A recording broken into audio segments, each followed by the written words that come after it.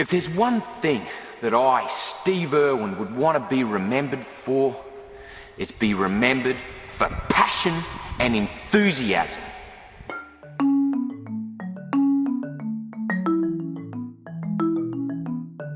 I remember as a kid, I loved Steve Irwin so much that I would go outside and I would catch lizards and look for bugs and things, just like Steve Irwin would. And I remember one time I saw this big lizard. It was big to me. I was probably about 8. I saw it across the deck and I ran and dove for it and caught it, and it bit me. And it hurt really bad, and I didn't know what else to say, so I just yelled, "Crikey." Steve Irwin was born on February 22, 1962, in Essendon, Melbourne, Victoria, Australia. He grew up caring for animals at his parents' park, called the Queensland Reptile and Fauna Park, a zoo for reptiles. While working with so many crocodiles and other reptiles throughout the years, Steve became a renowned expert known all over the world. Steve lived his whole life demonstrating complete love and compassion for nature and for wildlife. So much so that the whole world was inspired by his work and passions. Steve Irwin met his wife, Terry Raines, in 1991. The couple began by filming crocodiles, which later became what we now know as the television show The Crocodile Hunter. This show blew up when it was picked up by the American network Animal Planet. After this, the show aired in over 200 countries. After encountering fame and fortune, Steve Irwin utilized his platform to speak out against poaching, the illegal killing of endangered animals. He also bought land to ensure the safety of the species that had inhabited it. Irwin even stated that his mission was to save the world's endangered species. What good is a fast car, a flash house and a gold-plated dunny to me? Absolutely no good at all. I've been put on this planet to protect wildlife and wilderness areas, which in essence is going to help humanity. I want to have the purest oceans. I want to be able to drink water straight out of that creek. I want to stop the ozone layer. I want to save the world. And you know, money's great. I can't get enough money. And you know what I'm going to do with it? I'm going to buy wilderness areas with it. Every single cent I get goes straight into conservation. And guess what, Charles? I don't give a rip whose money it is, mate. I'll use it and I'll spend it on buying land.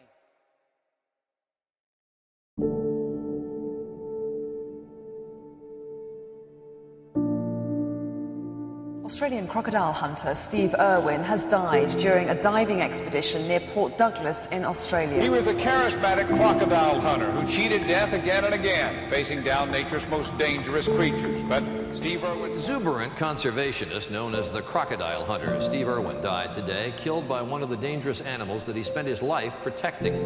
He was swimming with a stingray off Australia.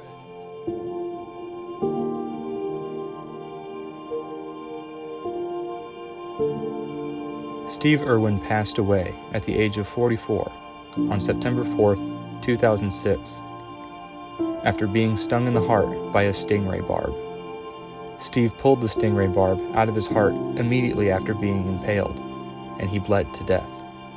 When emergency responders arrived at the scene, Irwin was pronounced dead. Irwin was in the water at Bat Reef, an Australian town known as Port Douglas, shooting the series Ocean's Deadliest, when the stingray caused his fatal wound. Conservationists all over the world were stunned and deeply wounded by the death of Irwin. His teachings and efforts to save and learn about wildlife significantly impacted and transformed many childhoods. Because of Steve Irwin, many children had found love for reptiles and for nature. My daddy was my hero. He was always there for me when I needed him. He listened to me and taught me so many things, but most of all, he was fun. I know that daddy had an important job. He was working to change the world so everyone would love wildlife like he did. He built a hospital to help animals, and he bought lots of land to give animals a safe place to live.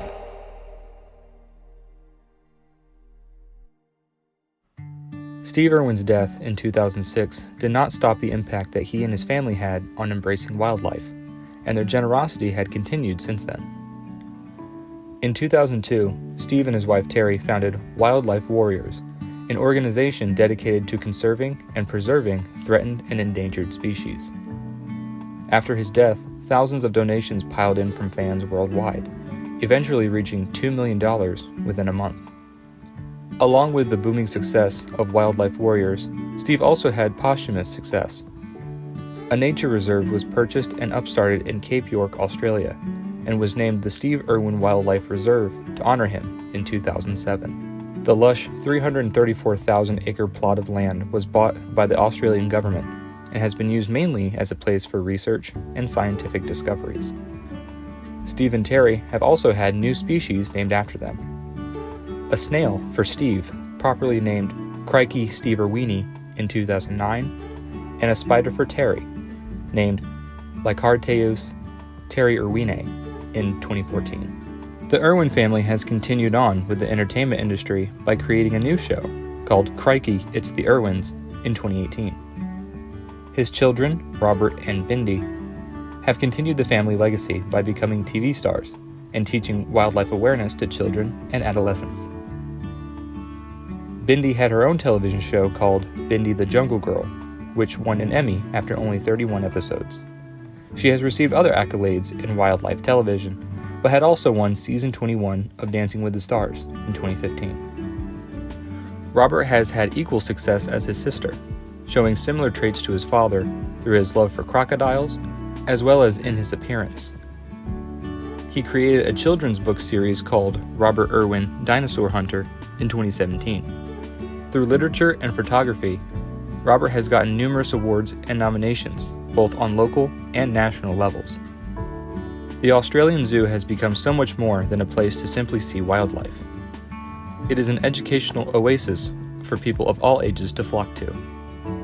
Through the foundations built by Steve Irwin and his family, the popularity of his entertainment charms and global appeal, and the continuation of his family's desire to save Earth's creatures, Steve Irwin's legacy continues to flourish on both land and sea.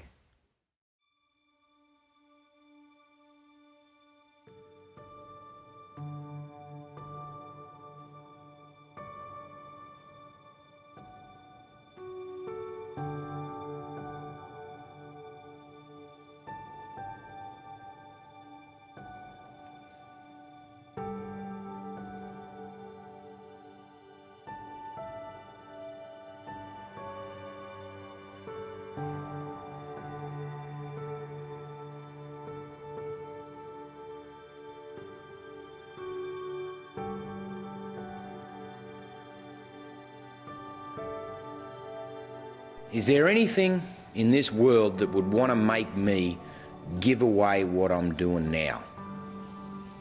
Yes. Yes, there is. When my children can take the football that I call wildlife conservation and run it up. When they're ready to run up our mission, I will gladly step aside. And I guarantee you it'll be the proudest moment of my life. And my job will be done like my mum and my dad. That, and only then, then and only then will I know that I have achieved my ultimate goal.